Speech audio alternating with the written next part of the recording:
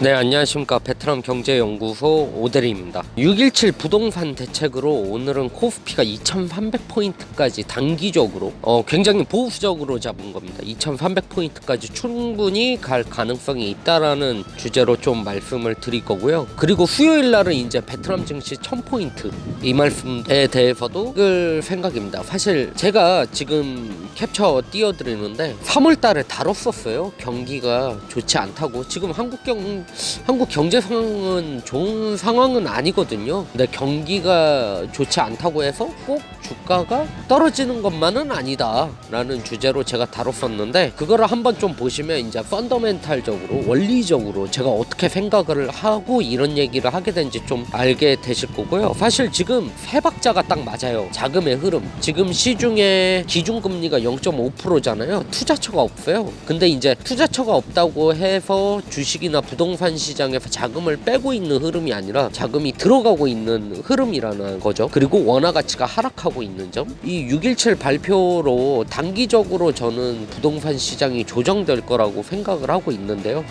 그것 때문에 이제 투자처가 딱히 단기적으로 없다. 그래서 이제 주식 시장으로 자금이 몰릴 것이다 라고 생각을 하는데, 이거를 제가 5가지 이유랑 마지막으로 위험 요소에 대해서 말씀을 드리겠습니다. 지금 캡처를 보시면 아시겠지만 617 부동산 대책이 발표가 되고 나서 그 다음 기사 한번 보시죠. 그 다음 기사 보시면은 전문가들이 이제 의견을 내지 않았습니까? 단기적으로 어느 정도 조정이 있지만 장기적으로 어떻게 될지 모른다. 네, 저도 같은 생각입니다. 우선은 단기적으로는 이제 단기 자금이 이제 주식 시장으로 저는 들어갈 거라고 생각을 하고 있고요. 또 아시겠지만 SK 바이오팜이라는 또 대형 7월 2일 날, 내일 이제 제가 촬영을 하는 날 월요일인데 화요일 날 또 청약을 하잖아요. 화요일, 수요일. 그리고 이제 7월 2일 날 상장을 하니까 또 글로 자금이 더 몰릴 것 같습니다. 네, 그리고 두 번째로는 시중의 부동자금이 지금 1130조입니다. 이게 정말 큰 금액이거든요. 그러니까 우리나라 예산에 거의 한 2배 육박하는 금액이죠. 이 자금이 지금 갈 데가 없어요. 그럼 뭐 0.5% 기준금리 0.5%인데 은행에 넣겠습니까? 바보도 아니고. 그럼 뭐 안전한 주식이나 부동산 뭐 이런 데 넣겠죠. 근데 이제 617 대책으로는 우선은 단기적 들어가지 않을 거니까 그 자금이 어디로 가겠습니까? 주식으로 가죠. 네, 그리고 세 번째로는 이거 좀 씁쓸한 건데, 제가 기준점을 그래서 617 부동산 대책으로 잡았습니다. 사실 지금 기사 제가 또 보여드리면은 이제는 서울에 좀 집을 살려면은 한 최소 자금이 한 3억은 필요할 거라고 저는 판단을 하고 있는데요.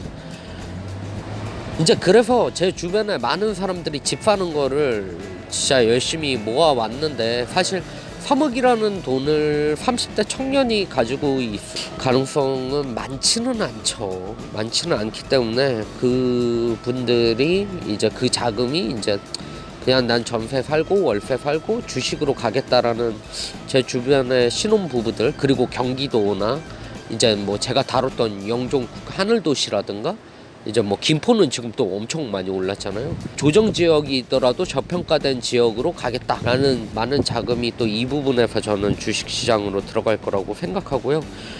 네 번째로는 지금 캡처 보이시면 아시겠지만 지금 현재 추경, 뭐 이건 추경 사실 지금 상황에서 우리나라 경제에선 필요해요. 정부도 어쩔 수가 없는 추경이죠. 예, 특히 일자리나 이런 대책을 위한 추경이기 때문에 충분히 합리적인 추경이라고 판단을 하고요. 근데 이제 우리가 예산이 500조라는 건 시중에 지금 통화량이 너무 많다라는 겁니다. 그러니까 예산이 쓰임이 있다고 해가지고 이게 화폐 가치에 영향을 주지 않는 게 아니거든요. 그렇기 때문에 원화 가치가 하락을 하는 부분이 또 이제 주가로, 이게 딱 그 뭐 과장된 표현으로 하면은 이러한 비슷한 원리 때문에 이제 베네수엘라 증시도 올랐던 거거든요. 그리고 다섯 번째로는 글로벌 증시가 반등을 하고 있다라는 점이죠. 그리고 지금 기사에서 보이시면 아시겠지만 일평균 거래 대금이 18조 원 규모면 정말 어마어마한 규모거든요. 그러니까 그만큼 이제 주식 시장으로 들어오고 있는 자금이 너무 풍부해졌다. 그래서 이제 제가 생각할 때는 안 갈 이유가 없다라고 생각을 하는 거죠. 근데 위험 요소도 당연히 있습니다. 이제 미중 무역 전쟁, 대북 리스크, 그리고 또 중국, 인도 이제 문제가 있잖아요. 그리고 뭐 여러 가지 풍문들, 사실 이제 뭐 풍문들이 사실화될 가능성은 저는 극히 적을 거라고 생각하는데, 이제 미중 무역 전쟁과 대북 리스크, 그리고 인도랑 중국의 이제 분쟁, 이런 것들은 좀 지켜볼 필요가 있죠. 이런 것들은 충분히 악재 요인이 될 수 있으니까. 마지막으로 저는 그 말씀을 드리고 싶어요. 제가 이거를 찍는 가장 결정적 이유인데, 저는 국영수보다 금융 공부가 더 중요하다 생각하는 사람입니다. 개인 사업 하시는 분들께서 요즘 대출이 대폭 증가하고 있다라는 좀 씁쓸한 기사입니다. GDP 대비 우리나라가 이제 가계대출 증가율, 빚 증가율이 지금 세계 1등이다. 그러니까 이런 부분이 제가 생각할 때는 금융 공부에 대한 체계성이 부족하기 때문이라고 생각을 합니다. 왜냐면은 금융에 대한 체계성이 된다면 그게 꼭 내가 돈을 번다고 우리나라에서 누군가가 가난해지는 건 아니거든요. 과거에는 좀 그럴 수 있었지만 지금 같은 경우에는 글로벌 증시 전체에 투자를 할 수 있고, 펀드가 굉장히 다양하게 잘 돼 있고, ETF도 잘 돼 있기 때문에 금융에 대한 어느 정도 방향이나 시각을 안다면 저는 충분히 다 같이 잘 살 수 있는, 그리고 부유한 대한민국이 될 수 있고, 또 저는 이런 금융에 대한 체계적인 공부나 이제 이런 뷰가 안 잡혀 있기 때문에 이제 코리안 디스카운트가 이런 부분에서도 생긴다 생각하거든요. 왜냐면 자금이 들어가야, 이제 선진국이 디스카운트 효과가 없는 이유가 많은 국민들이 주식과 부동산, 뭐 특히 주식이죠.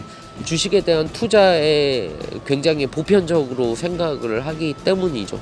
근데 우리나라는 그렇게 안 되고 있다라는 게 제가 생각할 때는 그런 부분에서 좀 차이점이 있다고 생각합니다. 네, 수요일은 제가 뭐 지금 좀 고민 중인데요. 베트남 증시에 대한 내용, 혹은 아니면 뭐 요청이 좀 은근 많아가지고 GTXD에 대한 생각을 한번 다루겠습니다. 네, 감사합니다.